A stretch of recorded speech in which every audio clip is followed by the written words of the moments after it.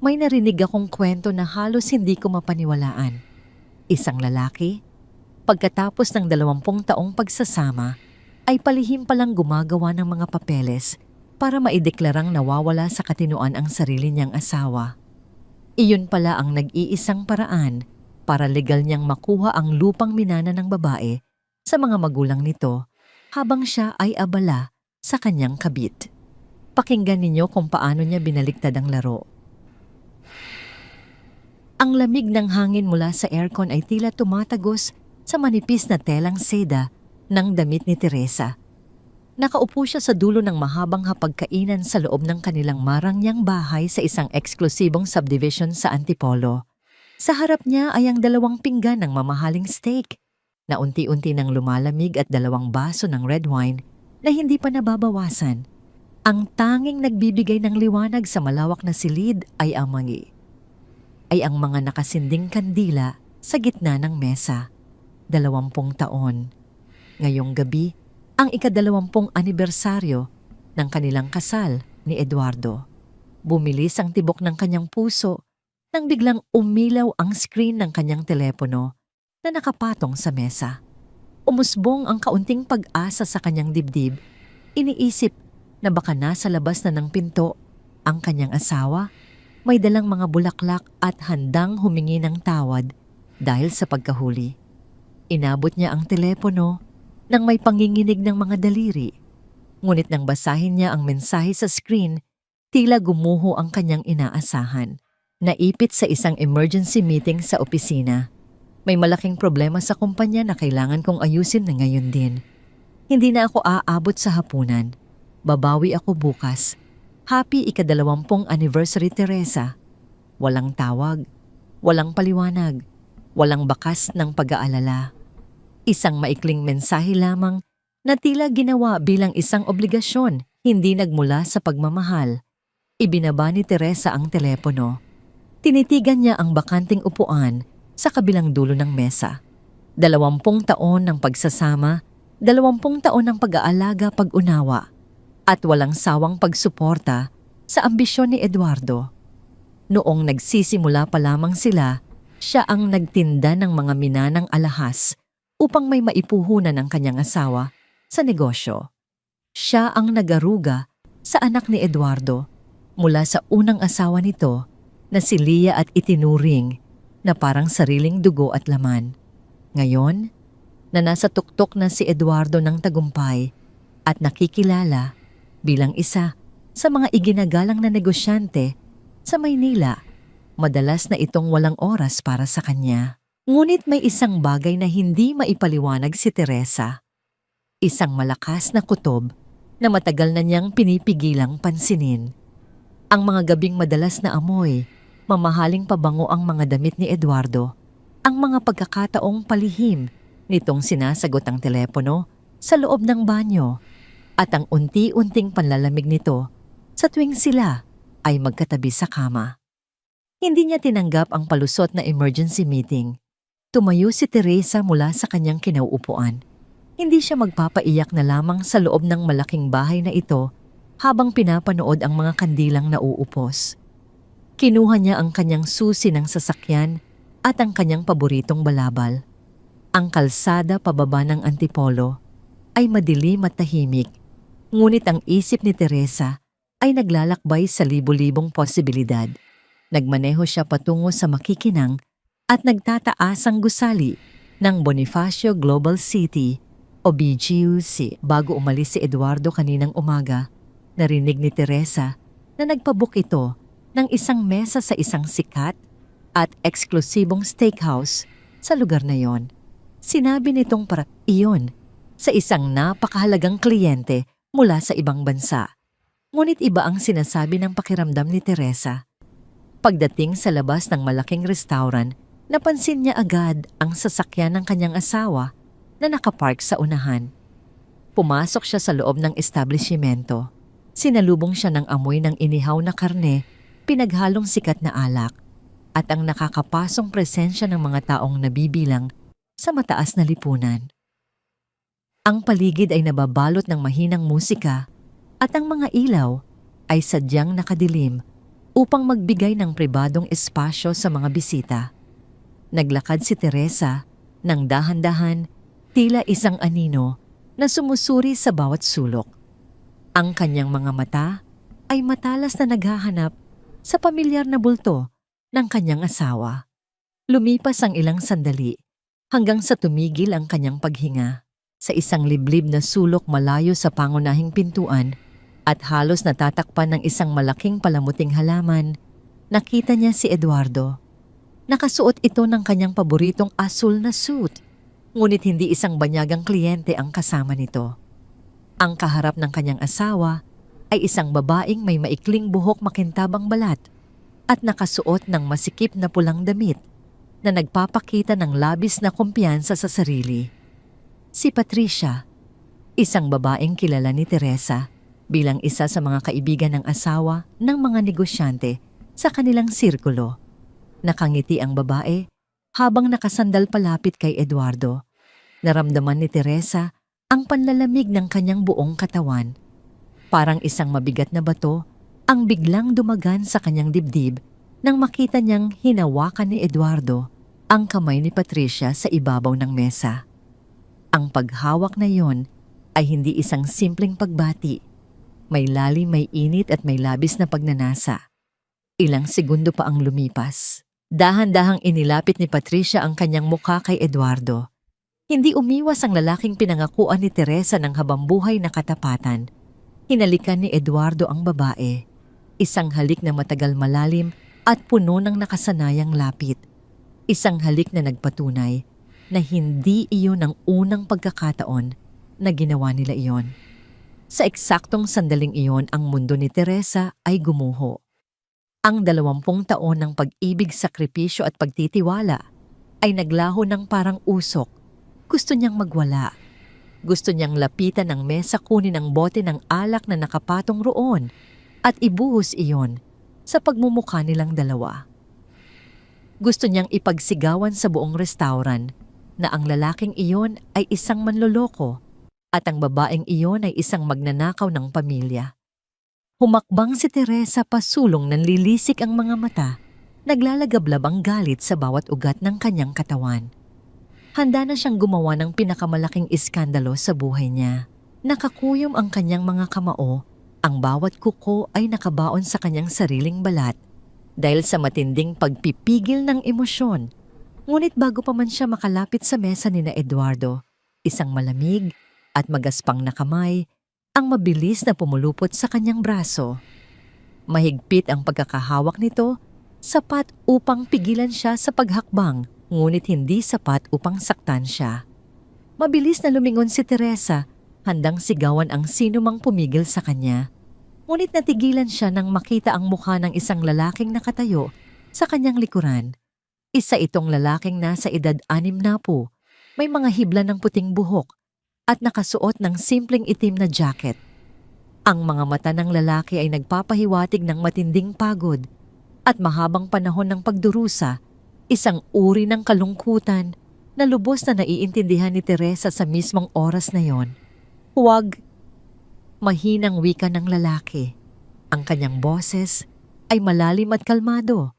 Ngunit may nakatagong bigat. Kung susugurin mo sila ngayon, mabibigyan mo lang sila ng pagkakataong magsinungaling at baliktarin ang sitwasyon.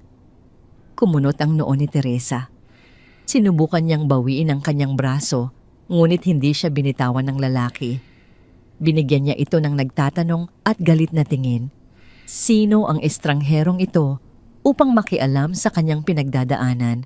Tila nabasa ng lalaki ang kanyang isipan. Binitawan nito ang kanyang braso at dahan-dahang itinuro ang direksyon ng mesa ni na Eduardo gamit ang kanyang paningin. Ako si Ramon, pakilala ng lalaki sa mahinang tinig, halos isang bulong, upang hindi sila marinig ng ibang mga tao sa paligid. At ang babaeng masayang nakikipaghalikan sa asawa mo ay ang asawa ko. Natigilan si Teresa. Ang galit sa kanyang dibdib ay pansamantalang napalitan ng labis na pagkabigla. Pinagmasdan niya ulit ang lalaking nagngangalang Ramon. Ito pala ang asawa ni Patricia, ang lalaking palaging binabanggit bilang isang tahimik Ngunit mayamang negosyante mula sa Katimugan. Pareho silang biktima sa gabing ito. Pareho silang nakatayo sa madilim na bahagi ng restaurant habang pinapanood ang pagtataksil ng mga taong pinagkatiwalaan nila. 2 linggo ko na silang pinapasundan sa isang pribadong investigador. Patuloy ni Ramon habang patuloy na nakatingin sa mesa. Inaasahan ko na ang panlolokong ito. Ngunit may isa pang mas malaking dahilan kung bakit hindi mo sila dapat sugurin ngayon. Manood ka, Teresa. Manood ka ng mabuti. Bumalik ang tingin ni Teresa sa kanyang asawa. Nang matapos ang halikan ng dalawa, nakita niyang umayos ng upo si Eduardo. Tumingin muna ito sa paligid na tila sinisiguro na walang nakakakilala sa kanila. Pagkatapos ay dumukot ang lalaki mula sa panloob na bulsa ng kanyang suit. Inilabas ni Eduardo ang isang makapal na brown na sobre. Ipinatong niya ito sa ibabaw ng mesa at dahan-dahang itinulak patungo kay Patricia. Walang anumang pag-aalinlangan sa mukha ng kanyang asawa. Kinuha ni Patricia ang sobre, binuksan ang dulo nito upang silipin ang mga dokumento sa loob at ngumiti ng may tagumpay.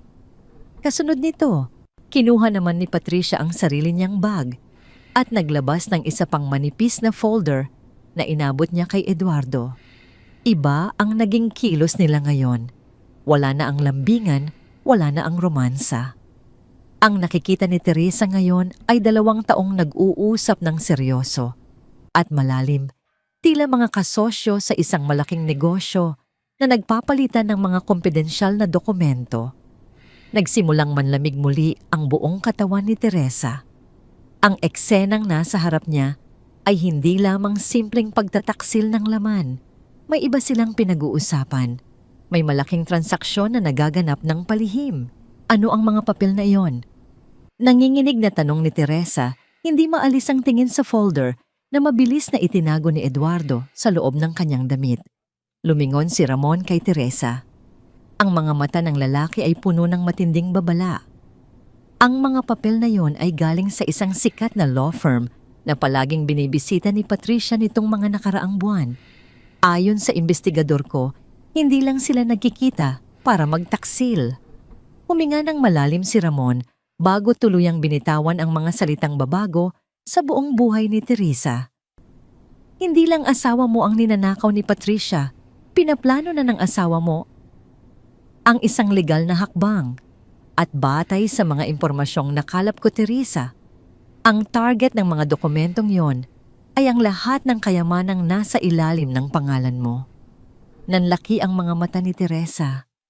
Ang sakit ng pagtataksil ay biglang natabunan ng isang matinding takot at kakaibang galit.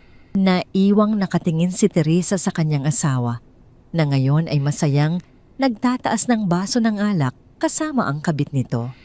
Sa gabing ito, natuklasan niya na ang lalaking pinag-alayan niya ng 20 taon ng kanyang buhay ay hindi lang pala isang sinungaling na asawa.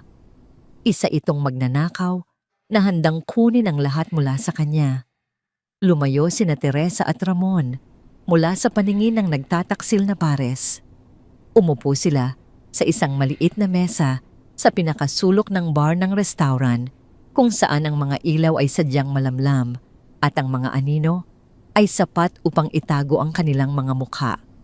Nanginginig ang mga kamay ni Teresa habang hawak ang isang baso ng malamig na tubig. Ang kanyang lalamunan ay tila tinik na mahirap lunukin. Inilapag ni Ramon ang kanyang telepono sa ibabaw ng mesa. Dahan-dahan niyang inunlock ang screen at ipinakita ang isang serye ng mga larawan na kinuha ng kanyang binayarang investigador.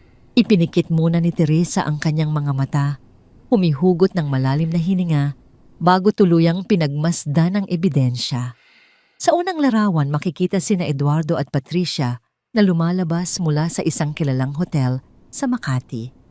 Ang petsa sa ibaba ng larawan ay nagpapakita na nangyari ito 3 buwan na ang nakararaan. Sa sumunod na larawan, magkahawak kamay silang naglalakad sa isang pribadong resort. Ngunit ang huling 3 larawan ang nagpatigil sa pagtibok ng puso ni Teresa. makikita ang kanyang asawa at si Patricia na papasok sa isang matayog na gusali. Pinalaki ni Ramon ang imahe upang ipakita ang tansong karatula sa labas ng pinto Villanueva at Associates Family Law. Tumingin si Ramon ng diretso sa mga mata ni Teresa. Ang kanyang boses ay kalmado, ngunit may taglay na pait. Ayon sa kanyang investigador, hindi lang basta diborsyo o paghihiwalay ang inaasikaso ng dalawa. May mga dokumentong inihahanda upang unti-unting ilipat ang pamamahala ng mga ari-arian. At ang pinakamalaking puntirya ng mga dokumentong yon ay ang malawak na lupain sa probinsya na minana pa ni Teresa sa kanyang mga magulang, ang kanyang kaisa-isang pamana na hindi kailanman naging bahagi ng negosyo ni Eduardo. Naramdaman ni Teresa ang panlalamig ng kanyang sikmura. Ang lupang iyon ay ang tanging alaala ng kanyang yumaong ama at ina. Ang lupang ipinangako ni Eduardo na tutulungan siyang palaguin at protektahan nang sila ay ikasal. Ngayon, unti-unti itong ninanakaw ng mismong lalaking pinagkatiwalaan niya ng kanyang buhay. Ipinaliwanag ni Ramon na kailangan nilang maging matalino. Kung susugod si Teresa ngayon at gagawa ng iskandalo, madaling maitatago ni Eduardo ang mga dokumento. Maari pa siyang baligtarin nito at palabasing isang baliw na asawa na gumagawa ng sariling kwento. Ang tanging paraan upang manalo sa labanang ito, ayon kay Ramon, ay ang labanan, ang panlilinlang gamit, ang mas matinding pagpapanggap. Kailangan niyang bumalik sa kanilang bahay at magpanggap na walang alam. Ang biyahe pabalik sa Antipolo ay tila pinakamahabang paglalakbay sa buhay ni Teresa. Ang madilim at tahimik na kalsada ay saksi sa luhang kanina pa niya pinipigilan. Wala siyang ginawa kundi umiyak ng tahimik habang nakahawak ng mahigpit sa manibela. Ang bawat patak ng luha ay may dalang bigat ng 20 taong sakripisyo na tinumbasan lamang ng kasinungalingan at pagnanakaw. Ngunit nang makarating siya sa tapat ng kanilang malaking gate, pinunasan niya ang kanyang mga mata. Inayos niya ang kanyang buhok, naglagay ng kaunting lipstick upang takpan ang pamumutla ng kanyang labi at huminga ng malalim. Ang pagiging biktima ay tapos na sa labas ng gate na ito. Sa loob ng bahay siya ay magiging isang mahusay na aktres. Sinalubong siya ng katahimikan ng malawak nilang tahanan, ang 2 malamig na steak at ang mga kandilang tuluyan ng naupos ay nanatili sa ibabaw ng mesa, isang tahimik na alaala ng isang anibersaryong sinira ng pagtataksil. Umupo si Teresa sa sopa, sa sala, binuksan ang telebisyon sa isang walang kwentang palabas at naghintay. Eksaktong 11:00 ng gabi nang marinig niya ang tunog ng makina ng sasakyan ni Eduardo na pumapasok sa garahe. Bumilis ang pintig ng kanyang puso. Kinuyom niya ang kanyang mga kamao at idiniin ang mga kuko sa kanyang palad upang kumuha ng lakas. Dahan-dahang bumukas ang mabigat na pintuang kahoy. Pumasok si Eduardo. Ang kanyang asul na suit ay bahagyang nag-usot, ang kanyang kurbata ay maluwag na nakasabit sa kanyang leeg. Isang perpektong larawan ng isang lalaking pagod na pagod galing sa trabaho. Sa kanyang kanang kamay, may bitbit siyang isang maliit na puting kahon na may tatak ng isang murang bake shop na madalas madaanan sa kanto ng kanilang subdivision. Tumingin si Eduardo sa kanya, nagpakawala ng isang malalim na pagbuntong hininga na tila pasan nito ang buong mundo. Lumapit ang lalaki at inilapag ang kahon ng cake sa gitnang mesa. Nagsalita si Eduardo, ang boses nito ay puno ng paghingi ng paumanhin na sanay nitong gawin. Sinabi nito na napakahirap ng naging pulong na muntik nang mawala ang isang malaking kliyente kung hindi siya namagitan. Idinagdag pa nito na halos sumabog ang kanyang ulo sa dami ng problemang inasikaso niya. Kaya naman dumaan na lamang siya sa bake shop upang bumili ng cake dahil sarado na ang mga mamahaling tindahan. Tinitigan ni Teresa ang maliit na cake na may simpleng icing, isang murang matamis na pagkain kapalit ng 20 taon ng kanyang buhay habang ang lalaking ito ay kagagaling lamang sa paglamon ng mamahaling steak at pag-inom ng pinakamasarap na alak kasama ang kanyang kabit. Lumapit si Eduardo kay Teresa. Umupo ito sa tabi niya sa sopa at ipinatong ang mabigat nitong braso sa kanyang balikat. Sa paglapit nito, isang pamilyar at matapang na amoy ang sumampal sa pangamoy ni Teresa. Amoy ng inihaw na karne at ang nakakapasong samyo ng mamahaling pabango na eksaktong kapareho ng paboritong ginagamit ni Patricia. Yumuko si Eduardo upang halikan siya sa noo. Sa sandaling dumampi ang may init na labi ng lalaki, sa kanyang balat naramdaman ni Teresa ang matinding pag-akyat ng asido sa kanyang lalamunan. Parang may malamig na ahas na gumagapang sa kanyang batok. Ang buong katawan niya ay gustong umiwas. Gustong itulak ang lalaking ito palayo. Gustong sumigaw at isumbat ang lahat ng nakita niya sa restaurant.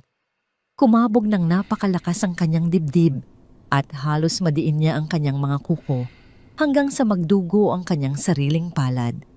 Nakakasuka. Nakakasuklam. Ngunit pinigilan niya ang kanyang paghinga. Ibinaba niya ang kanyang paningin at pinilit na bumuo ng isang maamo at mapag-unawang ngiti.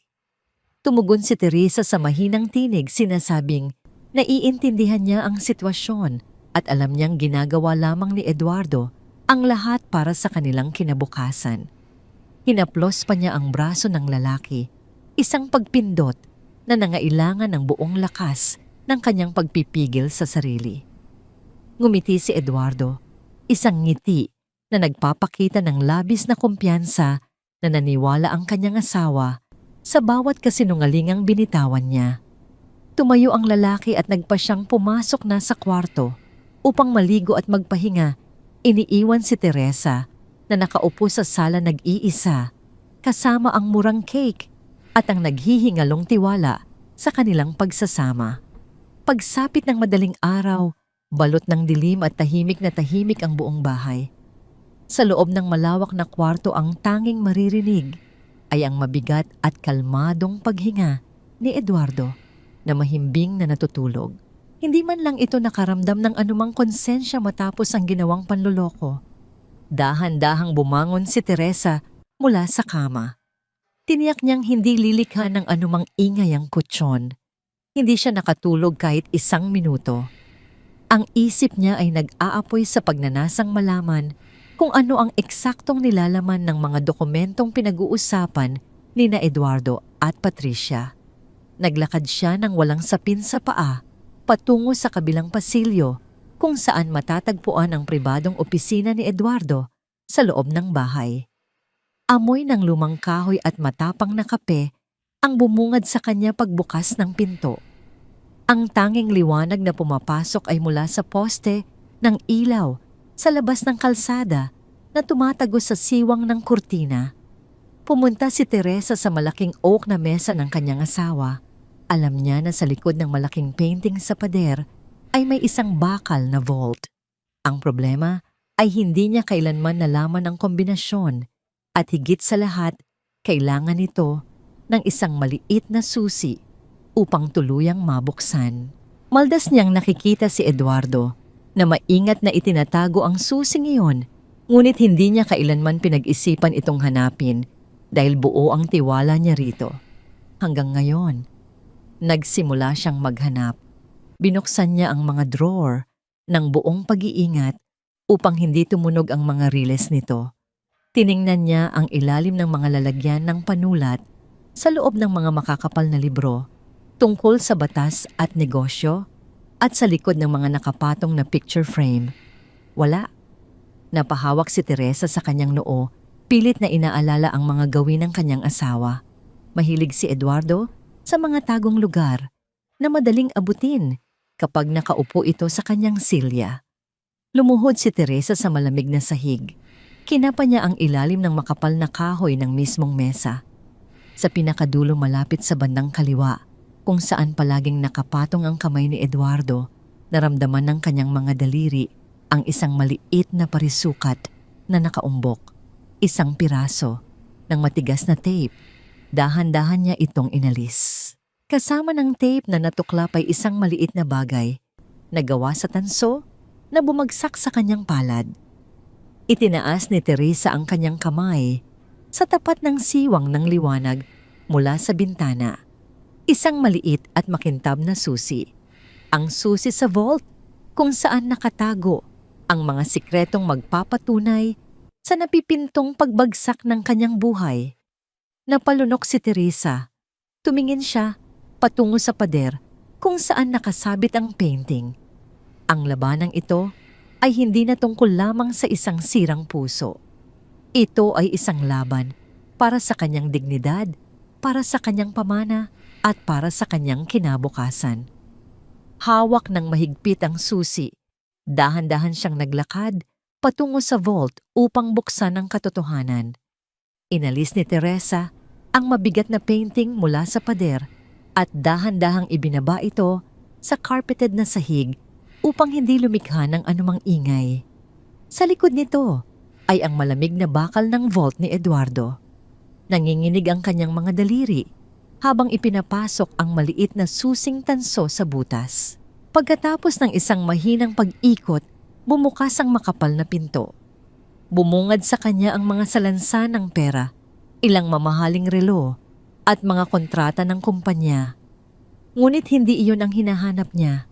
Sa pinakailalim na bahagi, may isang manipis na brown envelope na eksaktong kamukha ng inabot ni Eduardo kay Patricia sa restaurant. Kinuha niya ito at binuksan sa ilalim ng malamlam na liwanag ng lampshade sa ibabaw ng mesa. Ang unang pahina ay may nakaprint na pangalan na ng law firm Villanueva at Associates Family Law. Sa ilalim nito ay ang pamagat ng dokumento Draft Agreement for Asset Management and Transfer of Power of Attorney. Nanlumo si Teresa. Binasa niya ang bawat linya. Nakasaad doon ang detalyadong plano ni Eduardo na ilipat ang buong pamamahala ng kanilang mga joint account sa kanyang pangalan lamang. Ngunit ang mas nagpatigil sa pag-ikot ng mundo ni Teresa ay ang pahina kung saan nakasulat ang tungkol sa malawak na lupain sa probinsya ang pamana ng kanyang mga magulang. Ayon sa draft, hinihiling ni Eduardo na magkaroon ng Special Power of Attorney SPA upang maibenta o maisangla ang lupain nang walang pahintulot ni Teresa. Ang pinakamasakit na bahagi ay ang nakasulat na dahilan para sa hiling na ito due to the declining mental capacity and early signs of dementia of the spouse, Teresa Macaraig Villanueva. Bumagsak ang balikat ni Teresa. Declining mental capacity, dementia. Sa isang iglap, tila nagkonek-konekta ang lahat ng maliliit at kakaibang pangyayari sa loob ng kanilang bahay nitong mga nakaraang buwan. Biglang pumasok sa isip niya ang mga pagkakataong hindi niya makita ang kanyang salamin sa mata kahit na sigurado siyang inilapag niya iyon sa ibabaw ng bedside table para lamang matagpuan ito kinabukasan sa loob ng refrigerator. Naalala niya ang mga araw na paulit-ulit na itinatanggi ni Eduardo na nag-usap sila tungkol sa pagbabayad ng kuryente na nagmukha siyang makakalimutin. At ang pinakamalala, ang mga gamot niya para sa migraine. Madalas, sabihin ni Eduardo na nakainom na siya kahit hindi pa o kaya na may sinasabing nakalimutan niyang inumin kahit kakatapos lang niyang lumunok ng tableta. Hindi siya nagkakaroon ng demensya. Sinasadya ni Eduardo na palabasin siyang nababaliw at nawawala sa sarili. Isang malagim na manipulasyon upang magkaroon ng legal na basihan na alisan siya ng karapatan sa sarili niyang mga ari-arian. Pinalalabas nito sa mga tao na siya ay isang asawang kailangan ng alagaan at hindi na kayang magdesisyon para sa sarili. Naramdaman ni Teresa ang panlalamig ng kanyang mga kamay hindi dahil sa takot kundi dahil sa matinding pagkamuhi na unti-unting namumuo sa kanyang dibdib. Hawak niya ang ebidensya ng kataksilan hindi lang sa kama kundi sa buong pagkatao at pag-iisip niya. Ibinalik niya ang mga dokumento sa loob ng vault ng saktong tulad ng pagkakaayos nito kanina. Isinara niya ang malamig na bakal, ibinalik ang painting sa pader, at inilagay muli ang susi sa ilalim ng mesa, tinakpan ng lumang tape na parang walang nangyari. Palabas na sana siya ng opisina nang mapansin niya ang naiwang cellphone ni Eduardo sa ibabaw ng isang maliit na cabinet malapit sa pinto. Nakasaksak ito sa charger. Karaniwan ay may password ang teleponong ito, ngunit napansin niyang umilaw ang screen. May pumasok na mensahe mula kay Leah, ang anak ni Eduardo, sa unang asawa. Hindi napigilan ni Teresa ang sarili. Tiningnan niya ang notification sa lock screen. Leah: Dad, paano na ang plano natin kay Tita Teresa? Nag-aalala ako sa sinabi mo kahapon. Baka nga kailangan na siyang dalhin sa isang care facility bago pa lumala ang kondisyon niya at may magawa siyang masama sa atin. Gumuho ang natitirang piraso ng pag-asa sa puso ni Teresa. Si Leah, ang batang tinanggap niya binihisan, pinag-aral at inalagaan noong nagkasakit ito ng malubha. Ang batang palagi niyang ipinagtatanggol kapag nagagalit si Eduardo. Kahit si Leah ay napaniwala o mas masama kasabwat sa kasinungalingang ito. Hinawakan ni Teresa ang kanyang bibig upang pigilan ang isang mapait na hikbi. Narinig niya sa kanyang isipan ang naging pag-uusap ni Eduardo at Leah. Nagawa ng lalaking ito na lasunin ang isip ng sarili nitong anak laban sa kanya. Palabasin na siya ay isang pabigat, isang panganib sa sarili niyang pamilya. Ipinikit niya ang kanyang mga mata habang umaagos ang maiinit na luha. Ang bahay na ito, ang malapalasyong bahay na puno ng mamahaling kagamitan, ay naging isang malaking selda ng panlilinlang. Pagbalik niya sa kanilang kwarto, maingat siyang nahiga sa tabi ng natutulog na si Eduardo. Pinakinggan niya ang paghinga nito. Isang ritual na dati ay nagbibigay sa kanya ng kapayapaan, ngayon ay nagdudulot ng labis na pandidiri. Tinitigan niya ang lalaking nangakong mamahalin siya sa hirap at ginhawa. Sa bawat segundo ng pagtitig niya, ang luha ng pagiging biktima ay natuyo at napalitan ng isang malamig at matalim na desisyon. Kung gusto nilang palabasin siyang baliw, pagbibigyan niya sila. Magiging baliw siya, ngunit hindi sa paraang inaasahan nila.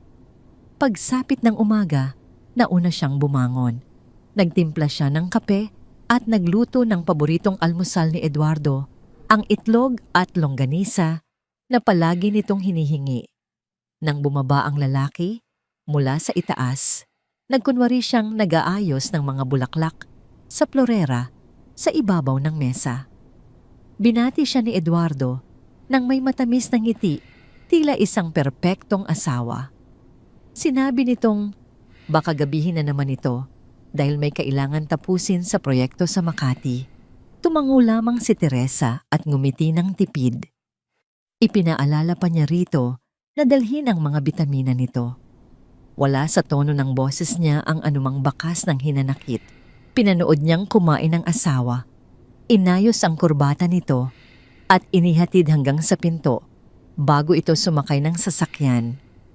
Pagsara ng mabigat na gate, agad nag-iba ang anyo ni Teresa. Naglakad siya pabalik sa sala, kinuha ang kanyang telepono mula sa bulsa at hinanap ang isang calling card na matagal na niyang itinatago. Isang manipis na itim na card na may pangalang nakaukit sa ginto. Attorney Gloria Mendez, isang tanyag at kinatatakutang abogada pagdating sa mga kaso ng hiwalayan at awayan sa ari-arian. Kilala si Attorney Gloria bilang isang walang-awang estratehista na hindi tumatanggap ng pagkatalo. Siya ang babaeng minsang nilapitan ni Teresa ilang taon na ang nakararaan upang humingi ng simpleng payo para sa negosyo, ngunit ngayon kailangan niya ito para sa kanyang sariling buhay. Humugot ng malalim na hininga si Teresa at pinindot ang numero. Ilang ring pa lamang ay may sumagot na, isang formal na boses mula sa linya. Ipinakilala ni Teresa ang kanyang sarili at diretsahang sinabi na kailangan niyang makausap si Attorney Gloria ng personal agad-agad. Hindi nagtagal narinig niya ang boses ng mismong abogada. Kalmado ngunit may taglay na talim tinanong nito kung ano ang problema. Habang nakatingin sa malaking bintana kung saan tanaw ang asul na kalangitan at ang mga nagtataasang puno ng kanilang subdivision. Mahigpit na hinawakan ni Teresa ang mga gilid ng dokumentong palihim niyang kinuhanan ng litrato gamit ang kanyang telepono kagabi. Buong tapang at walang anumang bakas ng pag-aalinlangan, binitawan niya ang mga salitang magsisimula ng kanyang laban. Gusto ng asawa kong palabasin na nawawala ako sa katinuan upang manakaw ang mga minana kong lupa. May kabit siya at magkasabot sila pati ang kanyang abogado. Hindi ko kailangan ng simpleng payo, Attorney Gloria. Kailangan ko ng plano kung paano ko sila dudurugin ng walang natitira. Nagkaroon ng maikling katahimikan sa kabilang linya. Pagkatapos isang mahina at kampanteng pag-ayon ang narinig ni Teresa mula sa abogada. Nagkasundo silang magkita kinabukasan sa isang pribadong opisina sa Ortigas, malayo sa mga mata ng mga taong kilala ni Eduardo. Ibinaba ni Teresa ang telepono. Humigpit ang pagkakahawak niya dito. Ang babaeng palaging nagpaparaya, nag-aalaga at nananahimik sa gilid ay pumanaw na kagabi sa loob ng madilim na opisina ng kanyang asawa. Ang naiwan ngayon ay isang babaeng handang ipagtanggol ang kanyang sarili, ang kanyang dangal, at ang lahat ng pinaghirapan niya. Ang sikat ng araw ay tumatagos sa malalaking salamin ng opisina sa Ortigas Center, ngunit hindi nito kayang magbigay ng init sa malamig at formal na atmosfera sa loob. Nakaupo si Teresa sa isang itim na upuang balat na kaharap sa isang malawak na mesang yari sa mahogany. Sa kabilang banda ng mesa ay si Attorney Gloria Mendez, isang babaeng nasa edad 50. May maikling buhok na maayos ang pagkakasuklay, nakasuot ng malinis na puting blusa at itim na blazer. Ang kanyang mga mata ay matalim na parang agila, hindi nagpapahalata ng anumang emosyon, habang pinagmamasdan ang mga litratong ipinasa ni Teresa sa kanyang tablet. 20 minuto na ang lumipas mula nang simulan ni Teresa ang paglalahad ng lahat ng kanyang natuklasan, ang pagtataksil ni Eduardo kay Patricia, ang lihim na account, ang draft ng Special Power of Attorney at ang pinakamalalang bahagi, ang tangkang palabasin, siyang may simula ng demensya. Ibinaba ni Attorney Gloria ang tablet, kinuha niya ang kanyang salamin at ipinatong sa ibabaw ng mesa. Tiningnan niya si Teresa ng diretso sa mata, tila sinusukat ang tatag ng ginang. Teresa, panimula ng abogada. Ang boses nito ay kalmado, ngunit may dalang autoridad na nag-uutos ng buong atensyon. Kung gusto mo lang ng simpleng hiwalayan, madali nating magagawa iyon. Mag-file tayo ng kaso para sa annulment o legal separation. Ilabas ang mga ebidensya ng pangangalo niya at hatiin ang mga ari-arian. Pero hindi yun ang gusto mo, tama ba? Umiling si Teresa, ang kanyang ekspresyon ay pinatigas ng galit at determinasyon. Hindi. Kung hahatiin lang namin ang mga naipundar sa loob ng 20 taon, parang binigyan ko na rin ng premyo si Eduardo sa panloloko niya. At ang lupa sa probinsya, iyon ay pamana ng mga magulang ko. Wala siyang karapatan kahit sa isang dangkal ng lupang iyon. Bahagyang ngumiti si Attorney Gloria, isang manipis at nakakatakot na ngiti na nagpapakita ng paghanga. Mabuti, dahil ang labanang ito ay hindi tungkol sa kung sino ang tama o mali sa mata ng lipunan. Ito ay isang laro ng chess. At ngayon, hawak ni Eduardo ang puting piyesa. Siya ang unang gumalaw. Ang kailangan nating gawin ay siguraduhing ang susunod nating tira ay hindi lang depensa, kundi isang checkmate. Kumuha ng isang blankong papel si Attorney Gloria at nagsimulang magsulat. Ipinaliwanag niya ang estratehiya. Unang hakbang, kailangang patunayan ni Teresa na siya ay nasa buong katinuan. Ikalawa, kailangang ilipat ang mga personal at malalayang pondo ni Teresa sa isang bagong account na hindi alam ni Eduardo. Ikatlo, at pinakamahalaga, kailangang ipagpatuloy ni Teresa ang pagpapanggap na unti-unti na siyang nakakalimot upang kumpiyansang ipagpatuloy ni Eduardo ang kanyang mga plano hanggang sa tuluyan itong mahulog sa sarili nitong bitag. Naramdaman ni Teresa ang pagbigat ng kanyang dibdib sa huling kondisyon. Ipagpatuloy ang pagpapanggap. Hahayaan ko siyang maniwala na nagtatagumpay siya sa pagpapabaliw sa akin. Tumango ang abogada. Tinapik ng mahina ang mesa gamit ang kanyang mamahaling pen. Eksakto. Ang pinakamalaking kahinaan ng mga taong mapanlinlang ay ang kanilang sariling kayabangan. Kapag inisip ni Eduardo na kontrolado niya ang sitwasyon, magiging pabaya siya. Iiwan niya ang mga resibo, hindi niya itatago ang mga mensahe at maglalabas siya ng mas maraming pera para sa kabit niya. Dahil kampante siyang mabilis niyang makukuha ang mga lupa mo, kailangan nating gamitin ang kanyang kayabangan laban sa kanya. Pagkatapos ng halos 2 oras na pagpupulong, lumabas si Teresa ng opisina ni Attorney Gloria na may malinaw na misyon. Dala niya ang isang bagong telepono na kapangalan sa kanyang kaibigan upang hindi matrace ni Eduardo at isang listahan ng mga dokumentong kailangan niyang makopya sa lalong madaling panahon. Kinabukasan, naiwang mag-isa si Teresa sa malaking bahay sa Antipolo. Sinigurado niya na nasa opisina na si Eduardo at pumasok na rin ang mga katulong sa kanilang mga kwarto para magpahinga pagkatapos ng tanghalian. Nagmadali siyang pumunta sa opisina ng kanyang asawa. Gamit ang susi na palihim niyang kinuha mula sa ilalim ng mesa, binuksan niya muli ang vault. Isa-isa niyang inilabas ang mga bank statements, mga titulo ng lupa, at ang mga resibo ng malalaking transaksyon na hindi niya kailanman nakita. Ang kanyang bagong telepono ay walang tigil sa pagkuha ng malilinaw na litrato ng bawat pahina. Ang bawat click ng kamera ay isang hakbang papalapit sa kanyang kalayaan.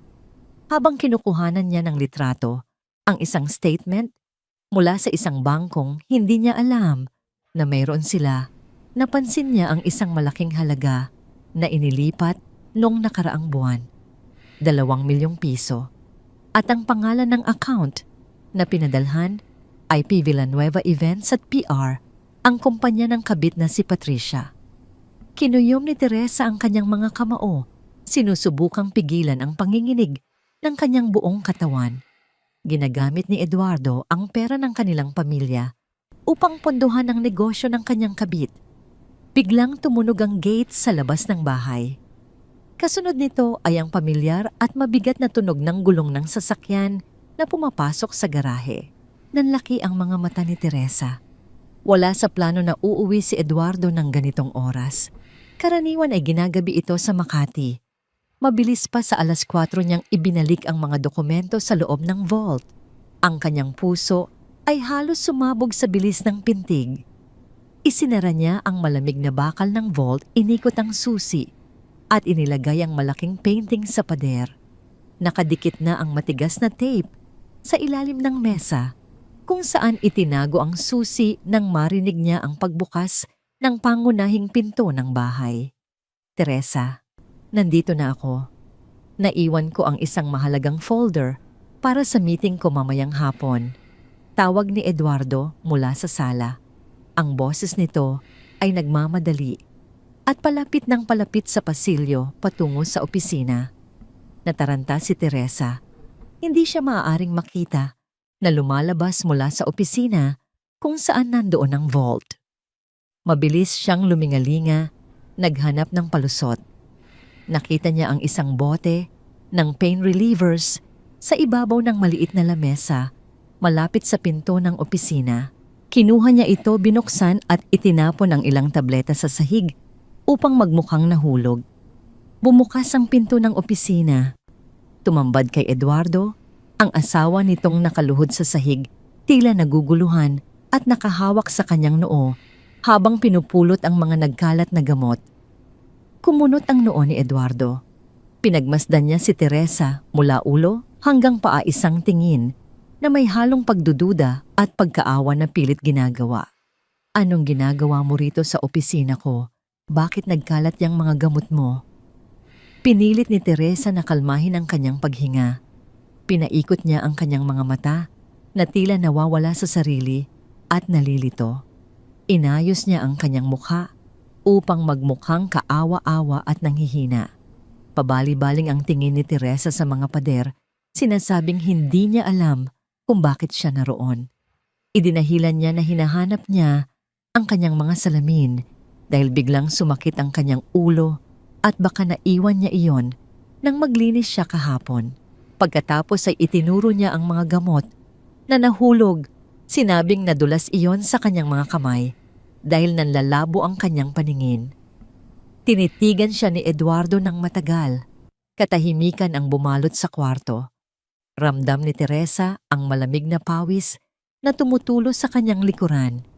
Kung mapapansin ni Eduardo ang pag-usad ng painting o kung mahahalata nitong nagsisinungaling siya, tapos ang lahat ng plano. Pagkaraan ng ilang segundo, isang maliit halos hindi mapansin na ngisi ang gumuhit sa labi ni Eduardo. Isang ngisi ng tagumpay. Naniwala itong tuluyan nang bumibigay ang isip ng kanyang asawa. Lumapit si Eduardo hindi upang tulungan siyang pulutin ang mga gamot, kundi upang tapikin siya sa balikat na tila isang pasyenteng walang pag-asa.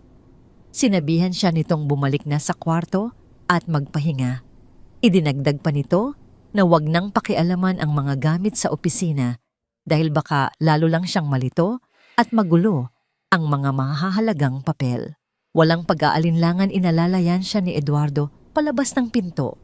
Sa sandaling tumalikod si Teresa, nakita niya ang refleksyon ng kanyang asawa sa salamin ng hallway. Nakatingin ito sa kanya ng may malamig at nagkalkulang mga mata tulad ng isang mandaragit na nanonood sa kanyang biktima na nahuhulog sa patibong. Naglakad si Teresa pabalik sa kanyang kwarto, nakayuko at nagpapanggap na nahihilo. Ngunit sa ilalim ng kanyang pagpapanggap, sa loob ng kanyang mahigpit na pagkakahawak sa kanyang bagong telepono na naglalaman ng mga ebidensyang magpapakulong at magpapabagsak sa lalaking ito, isang matalim na pangako ang nabuo sa kanyang isipan. Mag-isa siyang nakaupo sa gilid ng kama nang makaalis na si Eduardo pabalik sa Makati. Humugot siya ng malalim na hininga, pinunasan ang malamig na pawis sa kanyang noo at tiningnan ang mga litrato sa kanyang telepono. Ang abogada ay tama. Ang kayabangan ni Eduardo, ang mismong maghuhukay ng sarili nitong libingan. Patuloy niya itong hahayaang isipin na siya ay nababaliw hanggang sa araw na ang buong katotohanan ay sasampal mismo sa mukha nito. Ang malamig na hangin mula sa aircon ng isang eksklusibong mall sa Makati ay tila hindi sapat upang palamigin ang matinding tensyon na namumuo sa dibdib ni Teresa. Pumasok siya sa malaking sangay ng kanyang bangko, dala ang isang simpleng itim na bag. Sa loob nito ay ang mga kinakailangang dokumento upang ilipat ang huling bahagi ng kanyang personal na pondo, ang perang minana niya sa kanyang yumaong ina na maingat niyang iningatan sa loob ng maraming taon. Si Attorney Gloria ang nag-utos sa kanya na gawin ito bago pa man tuluyang magamit ni Eduardo ang anumang pekeng medical record upang i-freeze ang kanyang mga account. Tahimik na inasikaso ni Teresa ang transaksyon kasama ang branch manager na matagal na niyang kakilala. Nang matapos ang lahat at makuha niya ang kumpirmasyon na ang pera ay nasa isang ligtas at bagong account na hindi maa-access ng kanyang asawa, nakahinga siya ng maluwag. Paglabas ng bangko, nagpa siyang maglakad-lakad muna sa loob ng mall upang pakalmahin ang kanyang sarili bago umuwi sa Antipolo. Pumasok siya sa isang sikat at mamahaling department store. Naglalayong tumingin lamang ng mga pabango sa ground floor upang magpalipas ng oras habang nagmamasid sa hanay ng mga mamahaling bote ng pabango, isang pamilyar At matining na tawa ang umalingaw-ngaw mula sa kabilang counter kung saan nakadisplay ang mga high-end na alahas at pampaganda. Automatikong napalingon si Teresa. Parang may tumusok na karayom sa kanyang sentido nang makita niya ang pamilyar na bulto ng babaeng may maikling buhok at makintab na balat. Nakasuot ito ng isang eleganteng puting dress at may bit-bit na ilang shopping bags mula sa mga mamahaling designer brands. Si Patricia, ang babaeng sumisira sa kanyang pamilya. Nakatayo ito sa tapat ng salamin, masayang sinusubukan ang isang mamahaling lipstick habang nakikipagkwentuhan sa sales lady.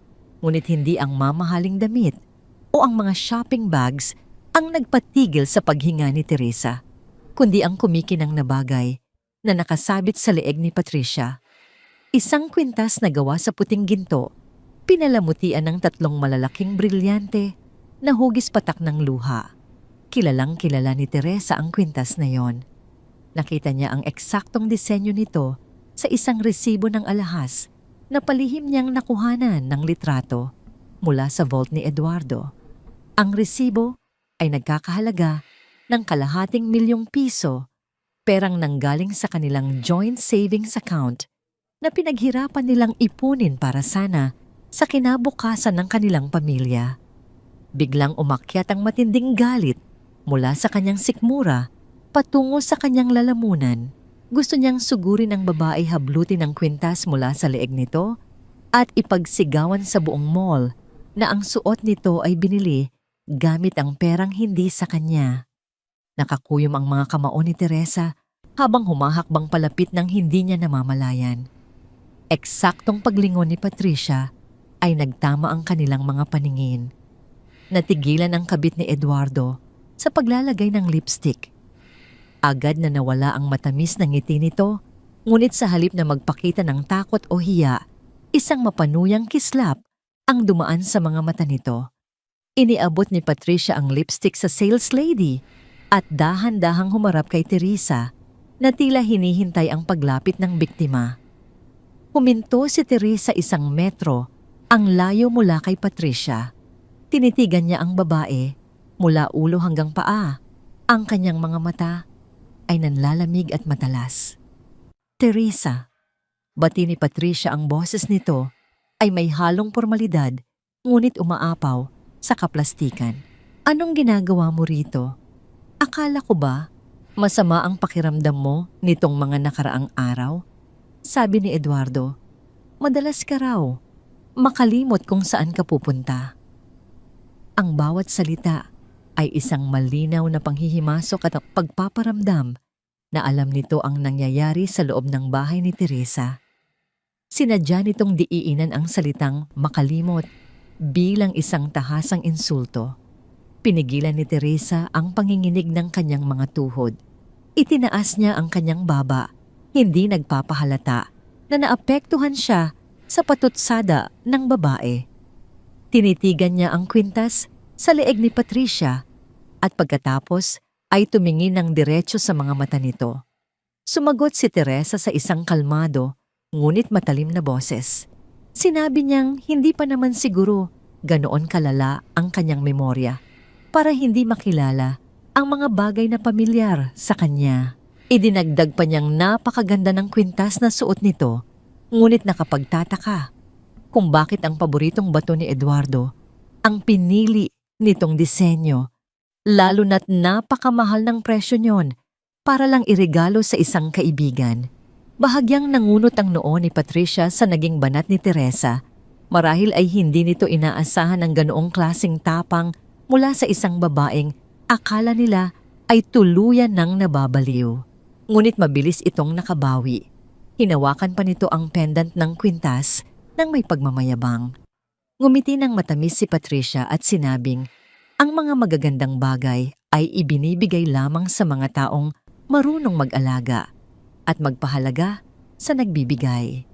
Dagdag pa nito, hindi na raw uso ang mga babaeng nabubuhay sa nakaraan, lalo na yung mga hindi na kayang alagaan ang sarili nilang asawa dahil sa kondisyon ng kanilang pag-iisip.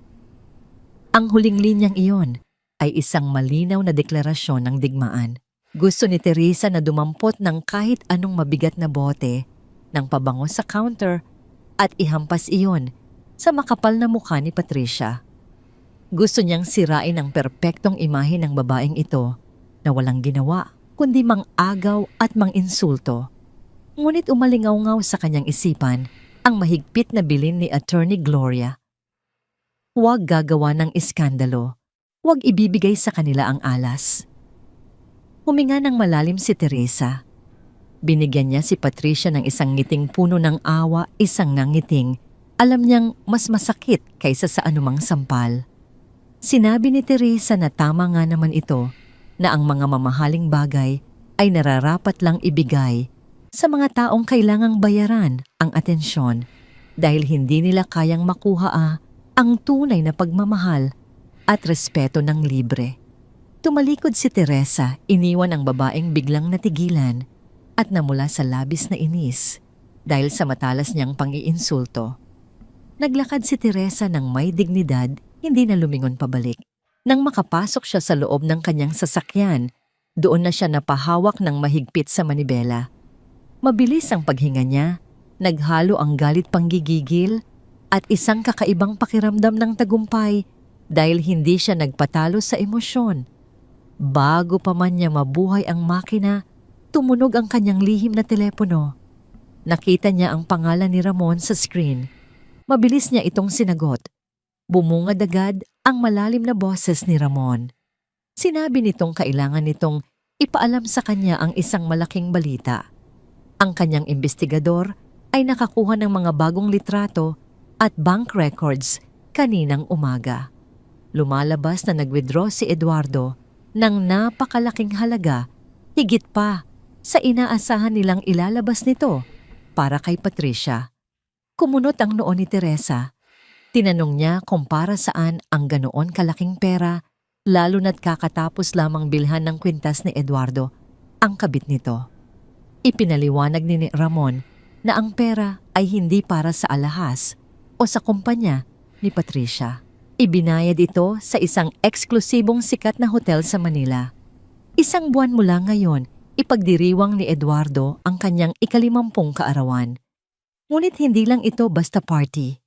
Natuklasan ng investigador na ipinaubaya ni Eduardo ang buong paghahanda ng okasyon kay Patricia bilang event organizer, isang palusot upang formal na ipakilala ang babae sa kanyang mga kaibigan at business partners nang hindi na paghahalataan.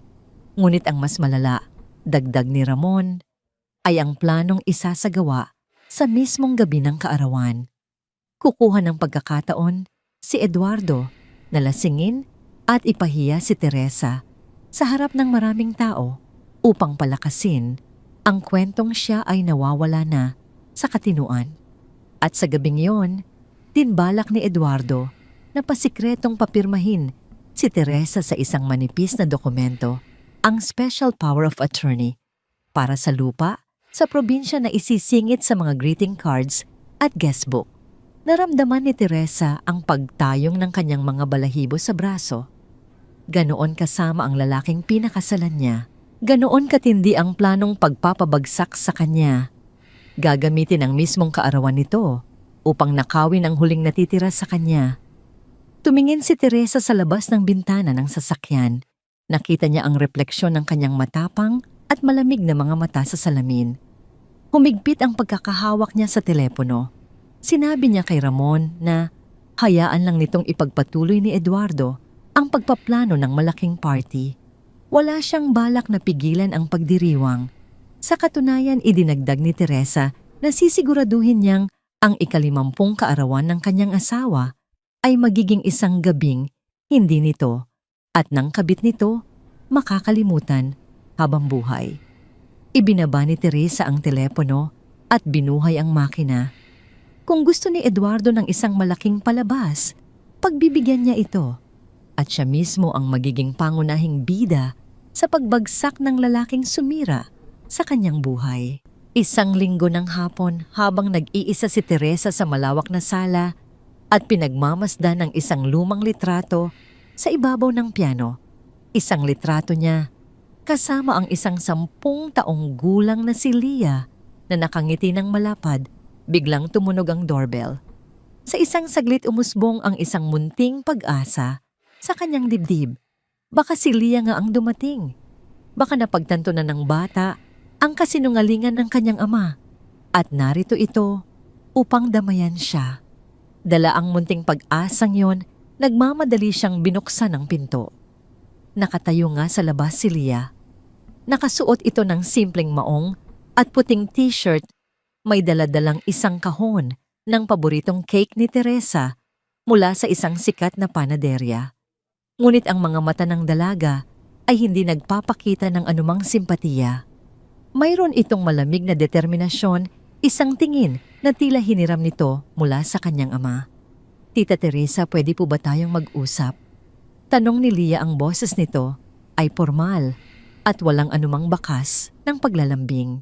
Pinapasok ni Teresa ang dalaga at inalok ng maiinom. Umupo sila sa magkabilang dulo ng sopa. Sa sala, ang kahon ng cake ay nakapatong sa gitnang mesa na parang isang malamig na harang sa pagitan nilang dalawa. Sinimulan ni Leah ang usapan sa isang tonong puno ng pekeng pag-aalala. Kinumusta nito ang kanyang kalusugan, tinanong kung naiinom ba niya ang kanyang mga gamot sa tamang oras at kung madalas pa rin ba siyang makalimot ng mga bagay-bagay. Ang bawat tanong ay parang isang patalim na dahan-dahang ibinabaon sa puso ni Teresa. Naririnig niya sa boses ni Leah ang mga eksaktong salitang ibinubulong ni Eduardo rito. Hindi sumagot si Teresa. Hinayaan lamang niya itong magsalita. Pinagmamasdan ang dalagang pinalaki niya na unti-unting nagiging isang estranghero sa kanyang harapan. Nang hindi makakuha ng inaasahang reaksyon, inilabas na ni Leah ang tunay nitong pakay. Tita, panimula ni Leah, huminga ito ng malalim na tila naghahanda para sa isang mahirap na debate. Nag-usap po kami ni Dad. Nag-aalala na po talaga siya sa inyo. Sa amin. Nahihirapan na po siyang i-manage ang lahat mag-isa, lalo na't pabago-bago na raw po ang isip ninyo. Pinanatili ni Teresa ang kalmadong ekspresyon. At ano ang gusto ninyong mangyari? Para naman po ito sa kapakanan ninyo.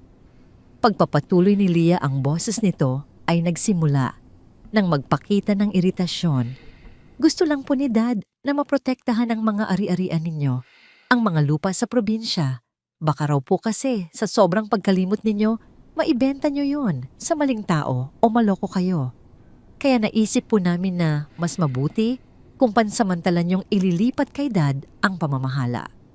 Naramdaman ni Teresa ang unti-unting pag-init ng kanyang mga pisngi.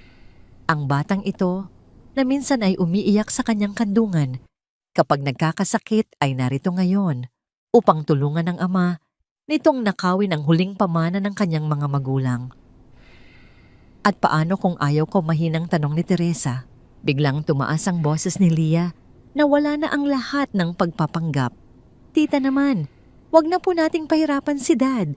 Pagod. Napagod na siya sa trabaho. Tapos poproblemahin pa niya ang pagiging matigas ng ulo niyo. Hindi niyo ba naiisip na stress na siya dahil sa inyo? Ang kailangan lang naman ay pirmahan niyo ang isang papel para maging payapa na ang lahat. Sa sandaling iyon, gumuho ang lahat ng natitirang pagmamahal at pag-unawa sa puso ni Teresa para sa dalaga.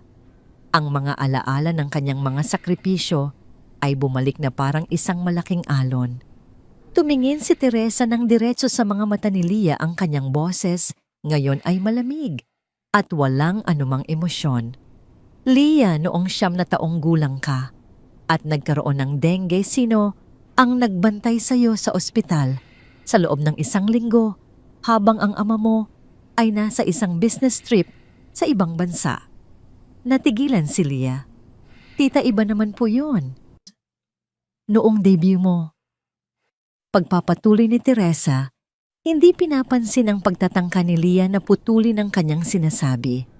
Naubos ang ipon ko para lang mabili ang pinapangarap mong gown dahil ayaw gastusan ng ama mo. Naalala mo ba yon? Ang tagal na po niyan. Sagot ni Lia, nagsimula nang mamula ang kanyang mukha sa hiya at inis. Bakit po natin inuungkat yan? Dahil ang lahat ng ginawa ko para sa'yo ay utang na loob na hindi mo kailanman mababayaran. Mariing sabi ni Teresa, ang bawat salita ay may bigat. Pero hindi ko yun sinisingil. Ang tanging hinihiling ko ay konting respeto at pagkilala sa babaeng nag-alaga sa'yo na parang tunay na ina. Pero kahit yon, ipinagkait mo. Mas pinili mong paniwalaan ang kasinungalingan ng ama mo. Tumayo si Lia, nanginginig sa galit. Kayo po ang hindi nakakaintindi. Si Dad ang biktima rito. Napapagod na siyang alagaan kayo. Baka nga tama siyang dalhin na lang kayo sa isang care facility para may mag-asikaso sa inyo ng tama. Ang mga salitang yon ang huling patak. Ang pagbanggit sa care facility, ang pinal na plano ni Eduardo upang tuluyan siyang itapon at kontrolin ang lahat, ay sumira sa huling hibla ng pagpipigil ni Teresa. Hindi siya sumigaw. Hindi siya umiyak. Kalmado niyang kinuha ang baso ng malamig na tubig sa ibabaw ng mesa. Tumingin siya kay Lia. At sa isang mabilis na kilos, ibinuhos niya ang buong laman ng baso sa makintab na sahig na kahoy sa pagitan nilang dalawa. Isang malakas na pag-splash ng tubig ang umalingaw-ngaw sa katahimikan ng sala. Hindi niya ito ibinuhos kay Lia, kundi sa sahig, isang simbolikong aksyon ng pagputol ng paglilinis ng pagtatapos. Nanlaki ang mga mata ni Lia na bigla sa ginawa ni Teresa.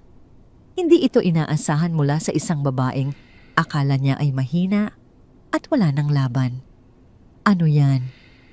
Nanginginig na tanong ni Lia. Tumayo si Teresa.